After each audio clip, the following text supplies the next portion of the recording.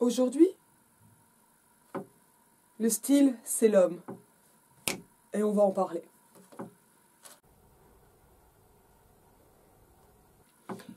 Alors, la petite phrase « le style, c'est l'homme », elle est quand même assez particulière, souvent citée, mal comprise. D'ailleurs, je ne la comprends pas moi-même très très bien. En tout cas, elle vient du naturaliste Buffon. Donc là, on est vraiment au XVIIIe siècle, qui était le responsable du Jardin du Roi et aussi membre de l'Académie française pour ses histoires naturelles très amples, scientifiquement quand même très avancées, et ce qui est toujours très relatif et très compliqué à juger avec le recul, mais en tout cas, et qui ont eu travaux qui ont eu une énorme influence, et Buffon a cette particularité d'avoir été un scientifique beaucoup lu, et parfois encore lu pour son style, et pour sa prose. Et effectivement, c'est sûr que les écrivains, enfin les scientifiques, les savants du XVIIIe siècle n'écrivaient pas comme écrivent aujourd'hui les savants. Les choses ont beaucoup changé, évidemment par souci de clarté, de rigueur, mais aussi par méfiance, voire défiance envers la littérature. Ça se passe vraiment, ça commence à arriver autour de 1800, mais ça s'entérine vraiment, cette séparation, l'être, ce qui n'est pas encore appelé sciences humaines, on parle d'abord de sciences de l'humanité, notamment avec Renan, et sciences de la nature, sciences naturelles, qui deviennent sciences physiques, sciences expérimentales. Aujourd'hui, on peut dire parfois sciences dures et sciences molles. Bon. Moi, j'aime bien parler de sciences humaines et sciences inhumaines. Ça me fait toujours un peu rire. Voilà. Mais cette séparation, elle a une histoire, et cette histoire, elle est progressive entre eux, et elle se déroule vraiment, elle se manifeste de plus en plus entre 1800 et 1900. En gros. Bon, le style, c'est l'homme, c'est aussi en fait une idée de l'humanité. Moi, ce qui m'intéresse dans le style, c'est l'homme, c'est comment cette phrase peut être entendue de façon masculine, comme si les femmes n'en avaient pas. Et il faut dire que les femmes en littérature, pendant longtemps, il n'y en avait pas. Ou plutôt, on ne les lisait pas, ou plutôt, on les lisait, mais de façon circonstanciée. Ou, comme peut le dire Monique Wittig, c'est dans La pensée stoïque, je regarde, mais je ne l'ai pas ici. C'est dans Avant-propos, ou Note pour un avant-propos de Jenna Barnes. Quand on est un écrivain issu d'une minorité sexuelle, de genre, on ne va être lu que par rapport à ce statut social et non pas de façon universelle. Et donc une des tâches de l'écriture est d'après elle, d'universaliser ce particulier. Mais pour essayer d'échapper, pour sortir de cette lecture en fait documentaire sociologisant de « Oh mais dis donc, comment pense un homosexuel ?» de ce qui va être de l'ordre du témoignage, de la représentation.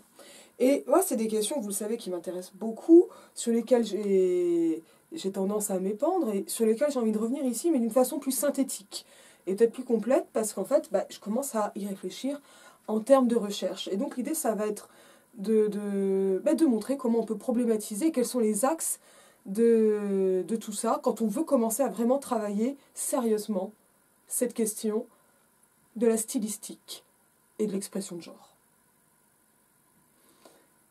Pourquoi cette question ? Pourquoi c'est important ? Parce que ce n'est pas une question pour moi de représentation.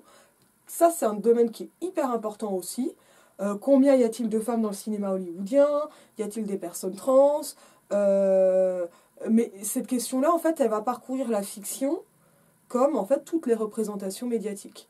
Est-ce qu'il y a beaucoup de femmes aux journaux télévisés ? Combien de femmes au CAC 40 ? Combien de femmes dans les ministères ? Bon. Et quelles sont leurs positions hiérarchiques et comment elles vont être représentées dans les médias. C'est hyper important. Mais là, on est dans quelque chose qui va être plutôt de l'ordre de la sociologie. Moi, ce qui m'intéresse, c'est l'esthétique de ça. Et quand je dis esthétique, c'est pas savoir si c'est des femmes moches ou jolies. Ou, voilà. Ça, vous avez évidemment que toutes ces questions-là sont prises elles-mêmes dans un faisceau politique. Et beau ce qui agrée, c'est-à-dire pour les femmes, ce qui renvoie à une certaine faiblesse, à une vulnérabilité, c'est-à-dire notamment à un âge jeune et plutôt prépubère. Les poils, c'est par exemple pas très bien vu. Je vous rappelle que les femmes sont des adultes comme les autres, donc avec des poils. Et le fait de les enlever ramène à une position antérieure à la puberté. Ça, c'est en passant, pour dire que quand même, nos stéréotypes et nos critères de beauté sont quand même pour le moins politiques. Ce qui m'intéresse, ça va être comment c'est représenté. Après, c'est pas forcément que dans une perspective de fiction-non-fiction. Parce que là, moi, ce qui m'a amené à ça, finalement, c'est un livre dont je vous ai déjà parlé, qui est Pour un regard féminin, un regard féminin, le regard féminin, c'est ça, le regard féminin pour une révolution au cinéma, je crois que c'est ça, d'Iris Bray. Peut-être que je vais penser à mettre cette fois le lien de la vidéo quelque part. Qu'est-ce qui se passe avec ce bouquin? Pour rappel, Iris Bray revient sur la définition du male gaze par Laura Mulvey, c'est en 1975. En France, c'est traduit dans l'anthologie qui porte le titre Plaisir visuel et narration cinématographique, quelque chose comme ça. Il me semble que c'est dans un truc qui s'appelle Édition La Pyramide. Mais je suis vraiment pas certaine. Ça, en tout cas, c'est une vieille référence. Laura Mulvey postule une pulsion scopique. Ça, c'est vraiment de la psychanalyse. Donc, un plaisir vraiment libidinal, au cinéma, qui fait qu'on va absorber l'image et qui va être renforcé parce que ça va en fait fonctionner. Ça va augmenter le plaisir du spectateur en passant par un male gaze qui, lui-même, objectifie les femmes, donc déjà par le jeu de regard, mais cette objectification, elle est encouragée et renforcée par le regard sur tout le long du corps, les regards, enfin les plans par morceaux, les gros plans, etc. Et une façon de s'identifier au personnage masculin, notamment quand il est en train de séduire un personnage féminin qui, lui, finalement, n'a le droit ni à la parole, ni au champ de la caméra, autrement que comme objet, mais jamais en sujet. Ce que postule Iris Bray, c'est qu'en fait, il y a un female gaze qui contrebalance ce male gaze. Ça ne veut pas dire qu'il s'agit de filmer les hommes comme on a l'habitude de filmer les femmes, mais que c'est une autre façon de filmer. Et c'est ça qui est intéressant, c'est que c'est de l'esthétique.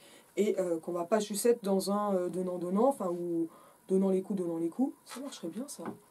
Mais que c'est en fait une autre façon de filmer et qu'elle fait remonter dès les débuts du cinéma, notamment avec Madame a des envies d'Alice Guy, elle le voit dans Wonder Woman, un peu chez Varda, c'est un peu compliqué chez Varda, et ça va passer par une position plus empathique. Alors, il faut qu'il y ait des personnages féminins représentés, ça va passer par une certaine empathie avec ces personnages, on partage leur subjectivité, on ne va pas avoir d'objectification, mais plutôt, et c'est là quelque chose qui me gênait un peu, parce que je trouve ça intéressant mais ça ne me suffit pas, quelque chose qui va être de l'ordre de l'empathie avec le personnage et d'une participation. Et cette participation, ça va être en fait avec un cinéma souvent plus expérimental, plus exigeant. Ça c'est notamment quand elle analyse Jeanne Dielman, de Chantal Akerman. Voilà, mais qui va s'adresser par notamment le regard face caméra aux spectateurs et à la spectatrice, quoi. Et prendre en compte que le spectateur, parfois, en 52% des cas, a priori, est une femme. Donc, quelle façon de filmer des scènes de sexe, est-ce que filmer une scène de lesbienne ça suffit pas? Ben non, Keshish l'a bien montré, on peut filmer une scène de lesbienne comme on filme du porno, c'est-à-dire très mal et de façon très moche, mais on peut avoir une... Et quand on dit participatif, c'est pas qu'on va avoir l'impression de pouvoir mettre ses doigts ou ses mains n'importe où, non, c'est qu'on est inclus dans le processus de représentation de la fiction, et qui pour moi se rattache à une certaine narratologie, mais ça c'est parce que je viens de la littérature. Ok, ça c'était intéressant. Après j'ai trouvé que tout ce qui avait trait à... alors c'est aussi parce que je l'ai lu juste après Froidevométrie, et ça voilà, vous allez le voir dans cette vidéo là si vous ne l'avez pas vu, c'est qu'il y a quelque chose qui est très phénoménologique et qui part du corps. Moi je sais pas ne pas partir de mon corps, mais j'ai quand même parfois du mal à y être, et j'aime pas toujours qu'on me le rappelle que j'ai un corps. Et je sais pas si c'est toujours si intéressant que ça. Et là en fait ces derniers jours je me suis dit que ce qui m'intéressait, c'était pas tellement le regard féminin. Enfin, ça m'intéresse le regard féminin, mais ce qui m'intéresse c'est le regard féministe. Et c'est en ça c'est dans ce sens-là que moi j'ai commencé à vous parler d'une écriture viriliste et d'une stylistique viriliste qui pour moi passait parfois par un vocabulaire très orné, des effets de manche, des effets de rythme, des choses comme ça très démonstratives, alors que je voyais plutôt de la juxtaposition dans des voix qu'on va rattacher à des voix féminines. Tout ça posant évidemment beaucoup de problèmes, et il ne s'agit pas de dire que toutes les femmes auraient une écriture féminine, que tous les hommes auraient une écriture viriliste, et je n'ai en plus jamais parlé d'une écriture masculine, comme supposée comme un genre de neutre. Je me suis interrogée il y a peu de temps en écoutant une des vidéos de Yalam, allez l'écouter, sur Camus et l'expression de voix blanche pour désigner la narration de l'étranger. Voix blanche, c'est pas seulement une voix neutre, c'est aussi la voix d'un blanc. Est-ce que ça c'est étudié? Si vous avez des références, ça m'intéresse. Je ne sais pas encore quoi en penser. Puis là, moi, je suis moins bien placée pour partir dans ces recherches. Déjà parce que je les ai beaucoup moins travaillées. Qu'est-ce qui va se passer? Alors, moi, ce qui m'intéresse, donc, c'est pas l'écriture féminine, c'est pas le regard féminin, ou plutôt, je cherche des choses plus radicales. Quand je m'intéressais à cette stylistique viriliste, et je m'y intéresse toujours, l'idée, c'était de montrer comment on allait avoir une écriture qui va mettre en avant un éthos, c'est-à-dire la façon dont l'auteur, le locuteur se met en scène dans son texte, qui soit finalement de l'ordre de qualité, non pas masculine, hein, mais virile, c'est-à-dire la compète, le fier à bras, vas-y que ça roule des mécaniques avec ma belle grammaire, etc. Et ça, bon, en plus, j'adore en parler parce que je fais l'idiote et je trouve ça fantastique. Et c'est surtout pour moi des questions de rythme, qui finalement, poussées à bout, deviennent cartoonesques. Mais ça, c'est encore une autre question. Parce que alors, la façon dont on fait des cartoons, moi, c'est un truc qui me fascine. Le rythme du cartoon, c'est ma démarche au quotidien, vous comprenez? Donc il y a quelque chose comme ça qui revient. Donc déjà, chercher un truc plus radical. Et puis finalement, je me suis rendu compte, parce que je l'ai vu il y a peu de temps, et j'ai vérifié tout à l'heure, Iris Bray ne mentionne jamais un film comme Maso et Miso. Maso et Miso vont en bateau, et elle ne cite que 2 fois, et à la même page, et ensuite dans l'index, Carole Roussopoulos. Il manque un truc, quoi. Il manque quelqu'un. C'est peut-être lié au fait qu'elle s'intéresse surtout à des œuvres de fiction, mais je pense que les choses se passent ailleurs. D'ailleurs, elle citait Varda, mais pas tant que ça, hein, ne chante l'entre pas, etc. Enfin, je l'avais trouvé un peu superficielle, mais moi je suis fanatique, hein, je pourrais lire des livres entiers sur Varda. Je ne l'ai pas encore fait, ça. Bon, c'est encore autre chose. Qu'est-ce qui se passe? Et qu'est-ce que je postule? Et qu'est-ce qui m'intéresse? Et comment je vais m'attaquer à ça? Évidemment, il y a des recherches à faire. C'est super compliqué parce que c'est hyper touchy. Il faut bien délimiter ce qu'est tout le débat sur l'écriture féminine, plein de pages, tout le débat qu'il n'y a pas eu sur l'écriture masculine, mais il faut quand même essayer de trouver des trucs, mais ça finalement c'est plutôt absent. Mais les Masculinity Studies, c'est assez récent en France, donc les études sur la masculinité. Si ça vous intéresse, allez au moins écouter le podcast Les couilles sur la table, il y a plein de références, c'est pas mal, ça fait le taf, c'est super quand on fait la vaisselle. N'oubliez pas de faire la vaisselle. Donc, écriture masculine, écriture féminine. Moi, je vais aller vers écriture viriliste, écriture féministe, donc avec des postures politiques. Ça, c'est encore différent. Évidemment, d'une certaine façon, le virilisme, c'est une masculinité à outrance, sauf que ça va être le plus souvent une masculinité à outrance, on pourrait dire performée, mais performée de façon non consciente, sans interrogation sur le genre. Et à ce titre, il y a un documentaire plutôt en ce moment sur les muscles sur Arte, que moi j'ai regardé parce que, vous voyez, la miniature était quand même intrigante. Et c'était assez intéressant, sauf que ce documentaire parlait très peu du rôle des muscles dans la notion de genre, et du harcèlement que subissent. Ça le mentionnait, mais vraiment c'était du token, c'était un prétexte pour dire que ça avait été fait sans avoir été approfondi. Que se passe-t-il pour les femmes qui ont des muscles et même qui font du culturisme? Et alors l'expression culturisme m'a toujours fait rire, parce que alors, si on reprend le rapport nature-culture, le culturisme, c'est vraiment la sortie de nature à partir de son corps. Bien sûr que c'est pas ce que ça veut dire, mais moi ça me fait hurler de rire. En tout cas, c'était intéressant. Faut pas hésiter à aller voir, même à écouter. Mais si on peut le voir, c'est mieux. C'est quand même un spectacle. C'est quand même quelque chose, c'est le corps mis en spectacle. Bon, moi, la question du corps là-dedans, alors, pourquoi je vais passer sur ces postures politiques? Parce que déjà, on sort du corps et de la phénoménologie qui me semble être une impasse. Parce que biologie n'est pas destin, et donc je vois pas pourquoi la biologie ou l'expérience du corps, est-ce que l'expérience du corps n'est que biologique? C'est compliqué. Mais j'ai quand même une grande réticence à faire de l'expérience corporelle un point de départ. Parce que moi, j'ai quand même pas tellement l'impression que les expériences corporelles... Déjà, ça enlève toutes les expériences. Ça, c'est vraiment un truc que j'avais noté dans mon exemplaire, que j'ai pas ici, que elle parlait, Iris Bray, des représentations d'agression sexuelle et de viol. En mode, ça va être participant, on va être... Enfin, participant, là, c'est vraiment moche. Mais on va être en empathie avec la victime et non pas jouer avec le violeur. C'était à peu près le raisonnement de mémoire. Et moi, il me manquait quand même un truc qui était, en fait, la dissociation. Comment on représente la dissociation? Et finalement, ça, c'est vraiment un point limite qui est, on parle du corps, mais du moment où on sent plus le corps. Et où le corps nous échappe, d'abord parce qu'il nous échappe physiquement, et il va ensuite nous échapper, on va dire mentalement, spirituellement. Pour peu que je puisse être spirituelle. Mais comme cela, ça apparaissait pas. Et en fait, ce modèle phénoménologique, il faut vraiment le pousser à bout pour réussir à en sortir quelque chose. Et du point de vue de la réalisation, je trouvais pas ça hyper probant. Elle a adoré Portrait d'une jeune fille en feu. Moi, je me suis ennuyée, quoi. Je suis désolée, j'aurais aimé le film. Mais les respirations en voix off, là, j'en pouvais plus. Je déteste ça. Je suis misophone, je déteste les bruits de bouche. Alors, misophone, c'est peut-être beaucoup dire, mais vraiment, vraiment, je déteste ça. J'ai pas trouvé ça érotique. Moi, j'ai trouvé ça long. Et je pense que la temporalité était importante, mais moi, ça me sortait du film, là, ces bruits de bouche, là. J'avais l'impression d'être dans un corps qui n'était pas le mien. Et donc, ça marchait pas, cette expérience phénoménologique pour moi.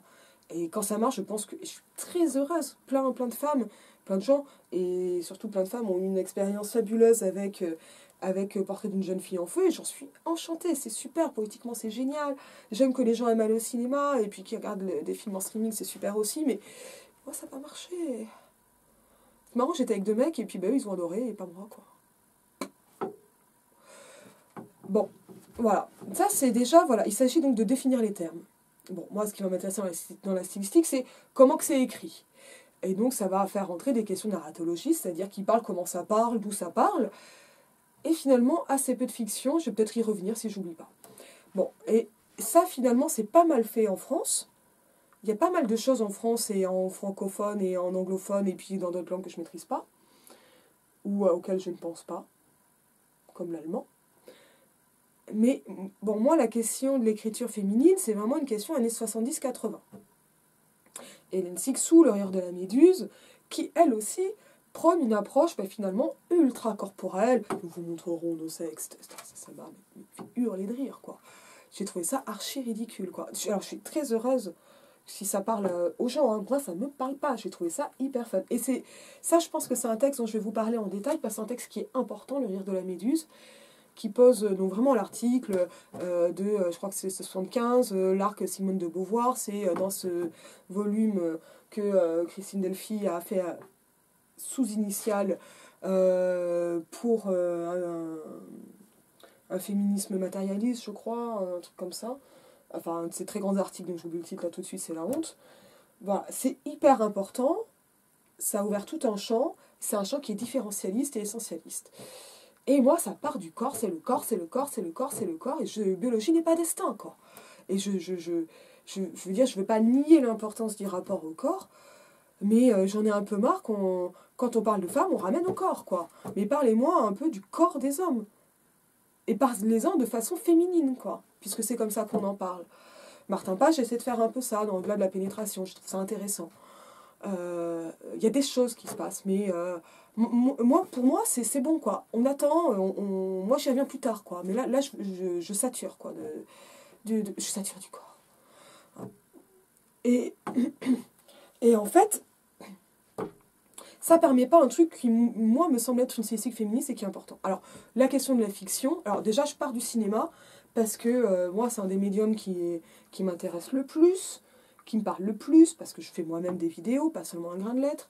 Allez sur ma chaîne, vous verrez ce que je fais ailleurs. Et dans Accueil, il y a une rubrique ce que je fais ailleurs. Et c'est pour moi ultra important, la vidéo. Parce que montrer sans dire, c'est vraiment quelque chose d'extraordinaire. Et parce que quand on passe par un autre médium, c'est une chose à laquelle je crois très fort pour les jeux vidéo aussi. J'ai écrit un article là-dessus, mais là, c'est pas un truc de blog, là, c'était un vrai article. Quand on passe par le cinéma, on peut revenir à la littérature. C'est ce que je disais un peu sur les adaptations. Ce qui m'intéresse, ça permet de voir ce qui va être spécifique et donc ce qui me paraît intéressant à creuser, quoi, et à approfondir. La question de la fiction dans tout ça, est-ce qu'elle est importante? Pour parler de style, oui et non. Parce que finalement, là, et ça c'est une discussion que je viens d'avoir, est-ce que quand Orelsan met en scène des personnages ou Eminem, est-ce que c'est vraiment de la fiction? Dans ce cas-là, moi je dis on compare avec les interviews. Et en sachant toute la part de mise en scène qu'il y a dans une interview, franchement Orelsan c'est le même. Et ça va dépendre aussi donc du degré de mise en scène, de différence entre le paratexte et le texte, si on reprend le vocabulaire de Jeannette. Donc les interviews et puis par exemple le texte de la chanson, des trucs comme ça. Mais, alors là par exemple, pour Lolita de Nabokov, c'est hyper important. Mais moi je crois qu'en lisant Lolita tout court, on peut le voir, mais qu'on aime trop la pédocriminalité dans le monde occidental pour ne pas vouloir comprendre à quel point Humbert est ridicule, malade, et à quel point il fait du mal à Dolores Haze en le sachant. Et par un jeu de style. Mais ça, j'y reviendrai aussi un autre jour. Et pour le coup, la fiction, est-ce que quand on entre en fiction, ça y est, on entre dans un espace neutre? Évidemment que non. La façon... Alors, il va y avoir les questions donc, thématiques de représentation. Est-ce qu'il y a des femmes? Est-ce qu'elles parlent entre elles? Est-ce qu'elles parlent 3 minutes sans parler d'un homme? Ça, c'est le test d'Alison Bechdel, ou Alison Bechdel, je ne sais pas comment ça se prononce. Qui permet de dire est-ce que finalement c'est une œuvre qui va au moins représenter les femmes. Mais est-ce que ça passe que par des représentations? Je crois pas. Ça va passer par des mises en scène et par des voix. Et c'est là que ça m'intéresse, la stylistique, parce que la stylistique c'est vraiment la mise en parole, en récit de ça. Et pas toujours en récit, parce que en fait on ne raconte pas toujours des histoires, mais parler, ça on le fait souvent. Et en fait, le texte pour lequel je parlais vraiment de virilisme, quelque chose de soi-disant super auquel on ne me reprendra pas, de David Foster Wallace, c'est absolument pas une fiction. Par contre, c'est un récit. Mais voilà, en tout cas, pour moi, la question de « Ah, c'est une fiction » est une fausse question qui va un peu complexifier, entrer dans cette question d'éthos de mise en scène, qui doit être prise en compte, mais c'est tout. C'est pas une question majeure. Ok, donc ça, hop, ça permet de déblayer quand même un peu le champ. Énormément d'études monographiques sur ces questions. Honnêtement, globalement, elles ne m'intéressent pas trop parce qu'on perd du temps. Si vous avez des choses vraiment importantes à dire en théorie et que vous le faites sur un auteur, une autrice, franchement, faites aussi des articles de théorie derrière pour qu'on puisse les retrouver, quoi. Parce que c'est compliqué. Hein. Et Monique Wittig a repris sa note, avant-propos pour sa note, je crois que c'était ça, dans La pensée Thwaite. Comme quoi, ça marche. Bon, on peut identifier des bouquins. Là, j'en ai un dont je suis au début, que j'ai oublié, c'est compliqué. Ça, j'en parlerai quand je l'aurai lu. C'est Michel Coquillat, La poétique du mal. Donc là, on tourne dans les oldies, mais ça va vraiment se bosser. En ce moment, je lis aussi Langage et morale de Marianne Pavot. Je viens de le commencer, c'est hyper important. Mais je lis tout en même temps, j'avance rien, comme d'hab.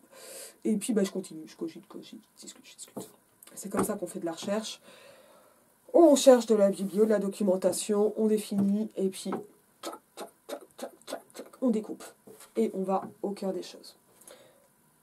Alors moi, le female gaze me suffit pas. Et un female style me suffit pas. Ce que je veux, c'est du féminisme. Et qu'est-ce qui va se passer là? Et c'est vraiment Maso et Miso. Alors j'étais déjà pas complètement satisfaite d'Iris Bray, enfin du livre d'Iris Bray, je l'ai trouvé très sympathique quand je l'ai entendu. Mais qu'est-ce qui va se passer quand on va plus loin? Moi, je crois pas que représenter les femmes, ça suffise. Ça va parler effectivement des femmes, mais je pense pas que le fait que ça existe suffise à être subversif. Alors je pense qu'il faut saboter. Et c'est à ça que j'en arrive ces derniers jours, et que je pense développer maintenant autant que je le pourrais. Qu'est-ce qui se passe dans Maso et Miso viennent en bateau? Des Insoumises, collectif de vidéos, Carole Roussopoulos, Delphine Seyrig et quelques autres. Maso et Miso vont en bateau. C'est à partir d'une émission de 75. Le film est daté de 76, je crois. C'était en accès libre pendant une semaine sur Tinc. C'est un peu dur à trouver, mais ça se trouve. Alors, en 75, c'était l'année de la femme. Et c'était une année décidée par l'ONU, qui a été très critiquée par les féministes parce que, année de la femme, déjà des femmes, hein, la femme n'existe pas, même Lacan le dit, alors c'est vous dire. Mais, bon, voilà, il y a aussi journée des toilettes, vous voyez. Hein, voilà, quelque chose de ridicule, et ça a amené quand même une grande déferlante de conneries, dont le dernier jour de cette année de la femme, une émission de Bernard Pivot qui n'était pas c'est pas qu'il a mal vieilli, Bernard Pivot, hein, c'est qu'il a toujours été comme ça. Bernard Pivot qui a donc invité Françoise Giroud, alors secrétaire d'État à la condition féminine, parce qu'être une femme, c'est une condition, effectivement. C'est devoir un amour inconditionnel, en recevoir inconditionnel, à celui des bons services et du travail domestique, là c'est le moi. Et Françoise Giroud a été invitée parce qu'il s'agissait de célébrer la fin de l'année de la femme. Ok, donc on sent encore le grand progressisme de Bernard Pivot. Hein. Et Pivot a inventé ce concept d'inviter des, je cite, fiefés misogynes pour leur demander leur avis sur les femmes. Et sont-ils misogynes ou pas, etc. Et cela avec réaction de Françoise Giroud. Ce truc est imbuvable. C'est insupportable. Qu'ont fait les insoumises, donc? Elles ont repris l'émission et elles l'ont pas remonté. Elles sont restées dans l'ordre linéaire. Par contre, elles l'ont découpé, inséré des tableaux, rajouté des voix off. Alors, pas beaucoup de voix off, hein, parce qu'on ne les entend pas parler, elles. Par contre, on peut les lire, on voit leurs réactions. Et ça permet donc de dramatiser ce qui va se passer. Type de carton, donc c'est vraiment des feuilles de papier filmées, hein, qui sont montées. Françoise Giroud a des réponses, quelle va être la sienne, etc., etc. Des croix à cocher, etc. Et donc maso, c'est pour masochiste, la femme misogyne, ici Françoise Giroud. Et miso, c'est pour misogyne, voilà, qui est en haine des femmes. Donc qu'est-ce qui se passe à partir de là? C'est-à-dire qu'en fait, le discours premier est repris, subverti, et démonté logiquement comme esthétiquement. Et c'est en ça qu'il y a un sabotage. Alors, du point de vue d'Internet, ce qui se passe là, c'est du YouTube, et c'est du what the cut façon Antoine Daniel, sauf qu'en plus c'est féministe, et donc c'est vachement mieux. Moi, j'ai adoré. Et de temps en temps, il y a des images de manifs, hein, du MLF, et c'est génial. C'est génial. Voilà. Moi, ça m'a filé une pêche incroyable. Je l'ai regardé 3 fois en 2 jours, je suis super heureuse. Mais qu'est-ce qui va se passer avec ça?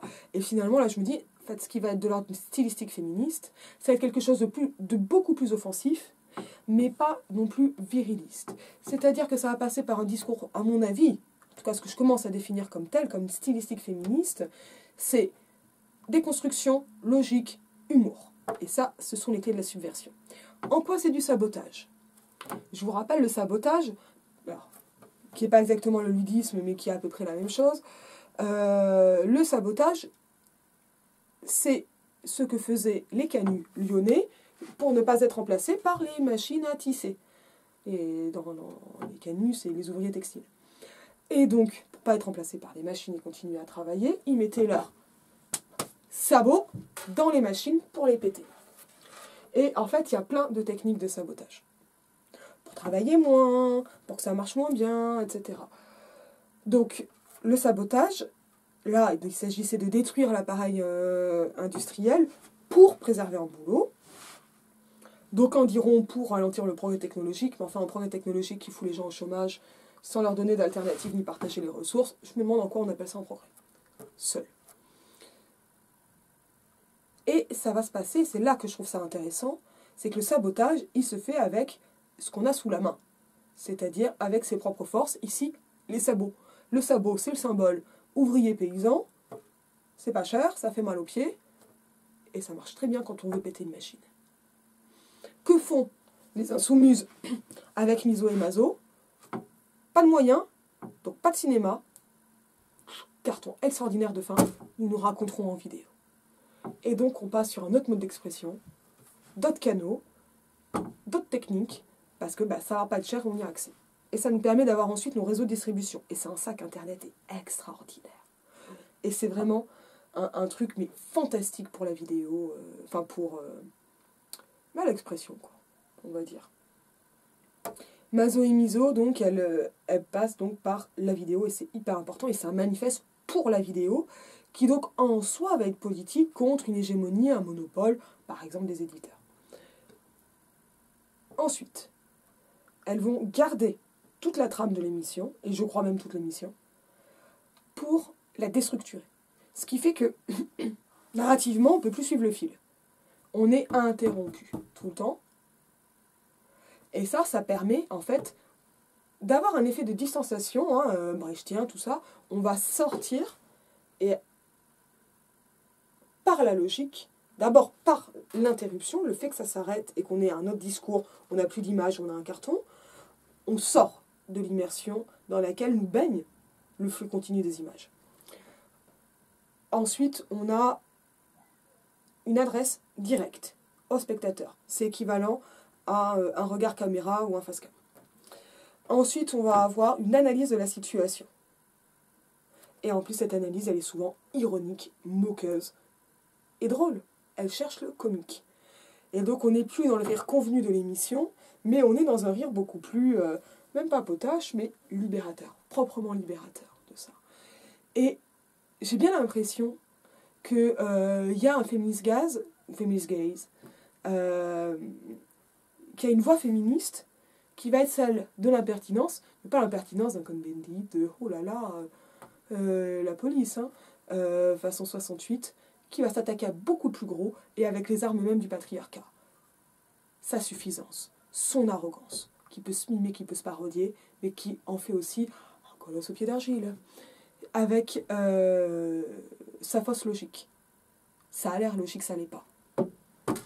Par le recours à la réalité. Ah ben oui, puisque comme les femmes sont renvoyées dans la fiction, ramener à la réalité, ramener à la trivialité, les mains dans la vaisselle, hein, ça va permettre de revenir, donc pas ce qu'on appelle des réalia, et j'aimerais parler de trivialia à ce niveau-là, hein, pour aller encore plus loin, à la réalité d'une condition, d'une expérience vécue, qui ne soit pas uniquement corporelle. Moi, ce qui compte pour moi en expérience vécue, c'est les gestes plus que le corps, quoi.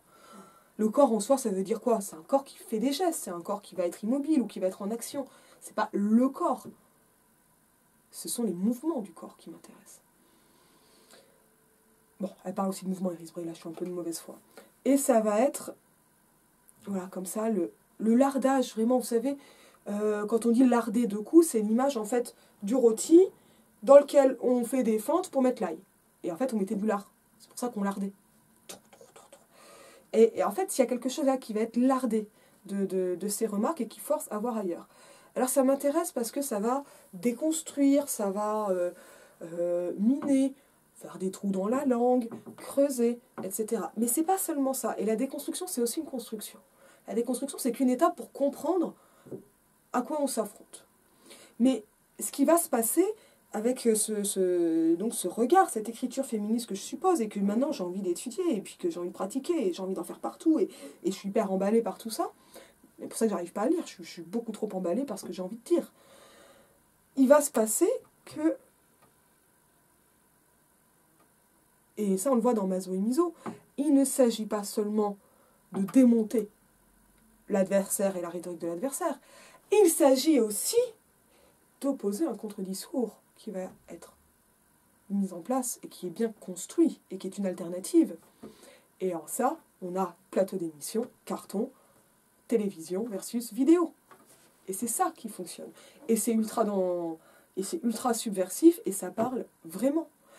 Alors, Françoise Giroud a essayé de faire interdire cette projection, de l'empêcher. Bah, c'était pas très sympa pour elle, hein. Voilà, même si elle est pas, elle est un symbole plus qu'un ennemi à abattre, clairement, et ça c'est explicité dans le film. Mais là, c'est pas juste de la culture du clash. Et c'est en ça que c'est pas le What the Cut d'Antoine Daniel. Il s'agit pas de démonter pour démonter et mettre les rieurs de son côté. Il s'agit, en riant, de rassembler pour construire ensemble. Et c'est en ça que c'est pas un rire qui est complètement méchant, complètement sarcastique, mais que vous avez dans les slogans du MLF, une femme sans homme, c'est comme un poisson sans bicyclette. Mais un humour, quand même, par l'absurde, enfin, en forme de réponse. Et c'est vraiment important que cette réponse n'ait pas été Delphine Seyrig lisant un communiqué. Aucun intérêt. Aucun intérêt. Et la réponse, elle est donc aussi esthétique. Et moi, c'est cette esthétique-là qui m'intéresse. Alors, Maso et Miso, c'est un exemple. Est-ce que dans L'une chante l'autre pas, ça marcherait? Ben, ça marche pas mal. Mais c'est quand même plus proche du female gaze, pour le coup. Avec des expériences corporelles, l'avortement qui a pas complètement montré, mais quand même pas mal. L'amour, l'accouchement, etc., l'allaitement. Il y a plein de choses comme ça dans L'une chante l'autre pas. Et cette construction, elle va passer par la troupe de Pomme, la chanteuse. Et par le travail militant aussi de Thérèse. C'est Thérèse? C'est Thérèse Lothar, l'actrice, mais comment s'appelle le personnage? J'ai un doute. De toute façon, je le revois bientôt. Ça, c'est un truc qui m'intéresse. Mais ce qui m'intéresse dans le cinéma de Vardar, c'est sa voix. C'est comment elle va le filmer en se mettant en scène. Et ça, c'est encore autre chose. Et là, c'est un peu à ça que j'en suis arrivée. Et en fait, je ne peux pas penser le féminisme sans le virilisme. Qui n'est pas exactement le masculinisme et qui n'est pas la masculinité. Hein. Mais parce que, est-ce qu'il s'agit d'employer les mêmes armes que l'adversaire, ou est-ce qu'il s'agit d'identifier ces armes rhétoriques, ces armes miraculeuses? Et là, je pense à Halloween de Carpenter, qui est un film que j'adore, parce qu'il me semble pouvoir être lu de façon très féministe. J'ai écrit un billet là-dessus, je vous le mets en lien. Si j'y pense, vous m'écrivez si j'y pense pas.